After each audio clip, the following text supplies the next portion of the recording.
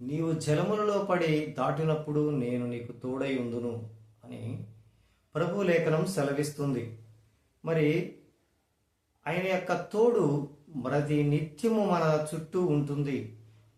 ఆయన మనం జలములపై పడి వెలుచున్నప్పుడు కూడా జలములు నిన్ను ముంచివేయకుండా, మరి ఆ జలములు నిన్ను కప్పివేయకుండా ఆయన నీకు తోడుగా ఉంటానని వాగ్దానం చేస్తున్న గొప్ప దేవుడు.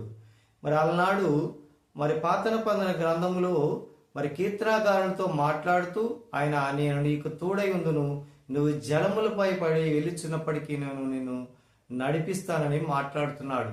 మరి నేటి దినము కూడా నీవు జలములు వంటి సమస్యల్లో నువ్వు వెళ్ళుచున్నప్పటికీ నీ యొక్క త్రోవల్లో ఆయన తోడుగా ఉండి నిన్ను రక్షిస్తానని, నిన్ను నడిపిస్తానని ఆయన వాగ్దానం చేస్తున్నాడు. కాబట్టి నీవు నేను కూడా ఎన్ని ఇబ్బందుల్లో పడి వెలిచినప్పటికీ మరి ఆయన్ని స్తుతించే వారిగా ఉంటే ఆయన నీకు తోడుగా ఉండి నీ చేయి పట్టి ఆయన నిన్ను నడిపిస్తాడు.